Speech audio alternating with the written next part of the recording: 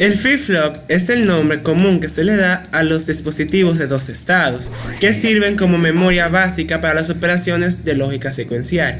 Los flip-flops son ampliamente usados para el almacenamiento y transferencia de datos digitales y se usan normalmente en unidades llamadas registros para el almacenamiento de datos numéricos binarios. Entre los tipos de flip-flop podemos encontrar el de tipo set-reset, que es un dispositivo de almacenamiento básico de datos que mantiene el dato hasta que ocurre un reset. También está el JK, que es el más versátil de los flip-flops básicos, dos comportamientos en la entrada y conmutación a la salida. El tipo D, el flip-flop básico de dato, tiene la ventaja de una construcción más simple que la versión JK. Y por último, el tipo toggle, que la acción de conmutación es útil para los contadores, se puede construir a partir de cualquier tipo básico.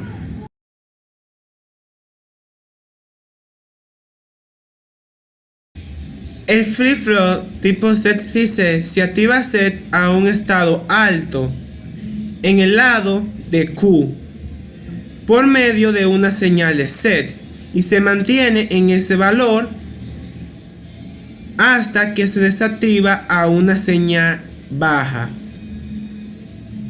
por medio en una entrada del lado de reset. Además, en el set reset, si el set está en 0, al igual que el reset, el estado no cambia, pero si los dos están en 1 es ambiguo. Como podemos ver, este es un ejemplo de diagrama de estado de tipo set-reset. Set inicia en 0 o apagado. Q iniciará entonces apagado o en 0 hasta que haya un cambio en el set. Set está encendido o en 1, entonces Q pasará estando encendido. Esta es la parte que yo me equivoco, por eso paré. Set está apagado, entonces pasará a estar apagado. Entonces aquí podemos ver que reset y el set están los dos en estado 0 o apagado. Entonces continuará con el estado anterior, es decir, no va a cambiar. Aquí set está encendido, entonces Q se encenderá. Y ya al final, reset es el que está encendido, pero set es el que está apagado, entonces Q estará apagado.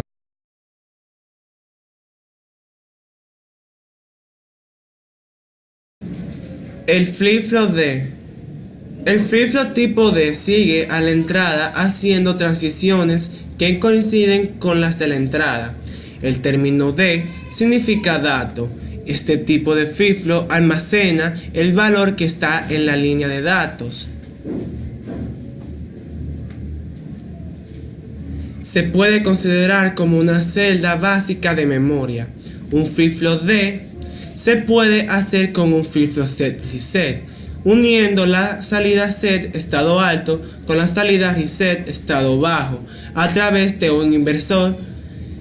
El resultado se puede sincronizar. Como podemos ver, D está en 0, entonces Q estará en 0.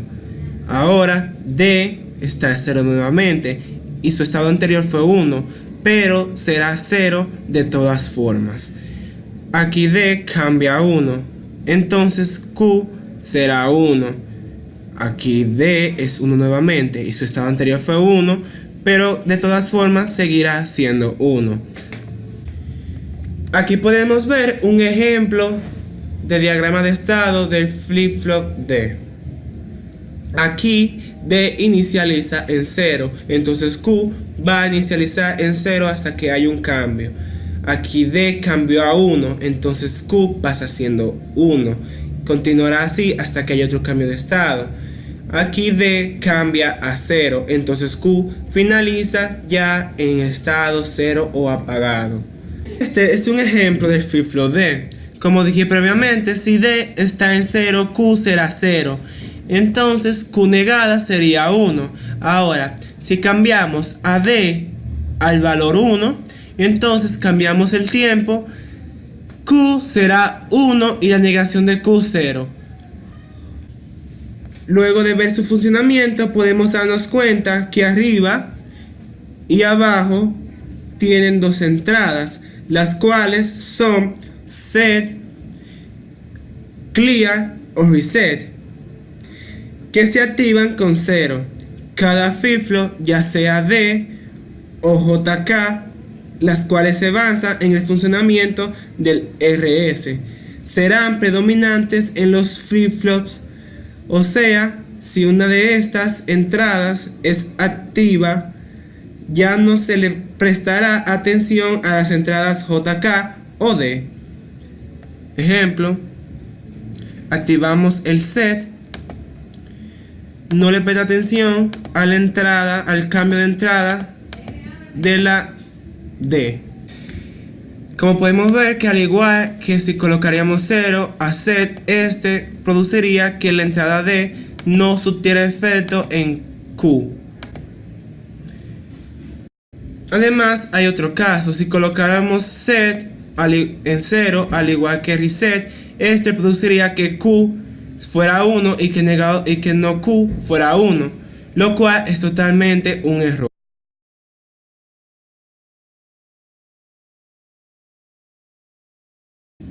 El flip-flop JK es el más versátil de los flip-flop básicos.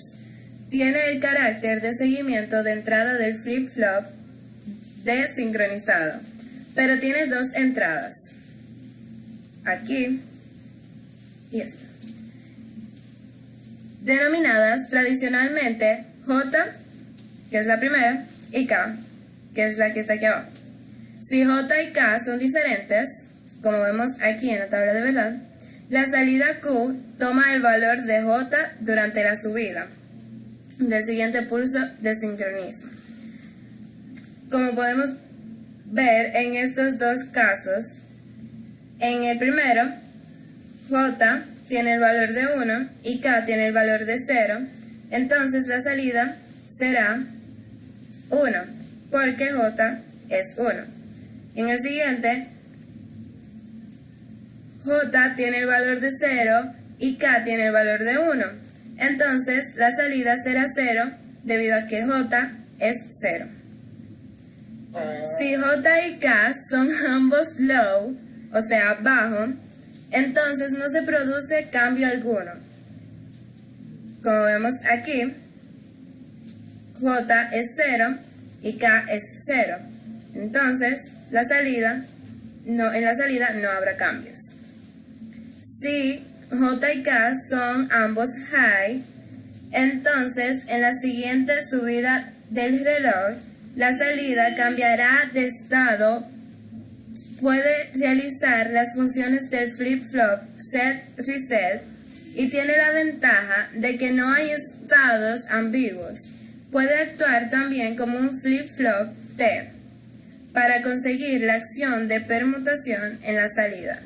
Si se conectan entre sí las entradas J y K, esta aplicación de permutar el estado encuentra su uso extensivo en los contadores binarios.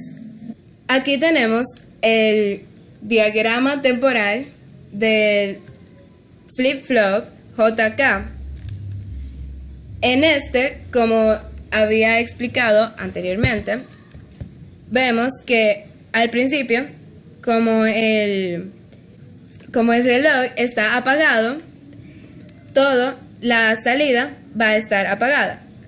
En el segundo tiempo, cuando el reloj se enciende, comienza a trabajar el flip-flop.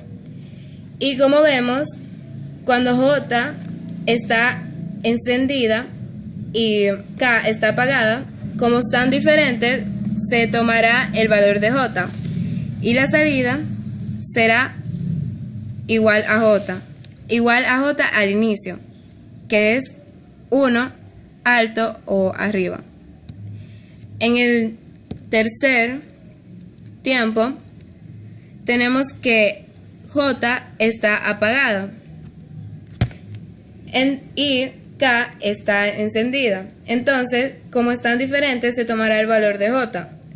y la salida será apagada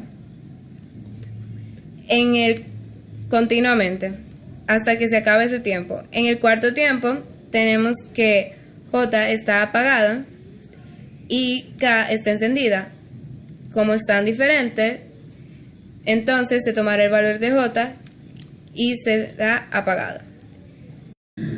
Aquí tenemos un ejemplo del flip-flop JK en Circuit Wizard. Podemos ver que en el caso de la entrada J está arriba y la entrada K está abajo. En el medio de los dos tenemos el reloj, que es el que marca los cambios en las salidas. En el medio del flip-flop tenemos la entrada set y la clear, que son las que vienen por default en todos los flip-flops. Y por último, en el lado derecho tenemos la salida Q y la salida Q negada. Vamos a encender esto para que puedan ver mejor. A continuación les mostraré un ejemplo para que puedan entender mejor. Aquí, cuando las entradas son diferentes, lo que hará en la salida es tomar el valor de J. Por ejemplo, ponemos 1 en J y 0 en K. Cuando se activa el pulso, la salida cambia. Aquí tenemos 1 en la salida debido a que J es 1. Si cambiamos los valores mientras el pulso esté encendido, no habrá ningún cambio porque solamente se toma el valor inicial. Apagamos el pulso y ponemos 0 en J y 1 en K.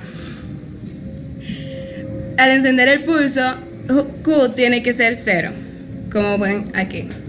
Cuando las entradas están iguales en 1, lo que va a hacer al encender el pulso es cambiar el valor por el opuesto al que tenía. Por ejemplo, aquí está en 0, cuando se enciende el pulso debe estar en 1, como se ve aquí. Cuando tenemos los dos valores en 0 y encendemos el pulso, lo que hace es memorizar el estado anterior y se queda igual, no habrá ningún cambio. Como vemos.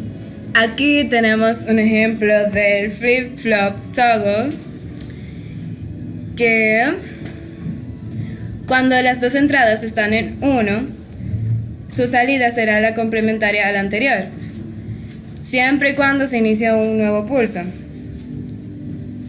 Como vemos aquí, el pulso está apagado. Si lo encendemos, la salida que era 1 va a cambiar a 0.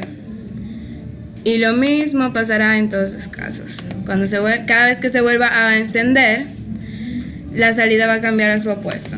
Flip-flop T. Como podemos ver, el valor de la entrada T se tomará en cuenta cuando el reloj esté arriba. Tenemos que T inicia en 0, entonces la salida será 0.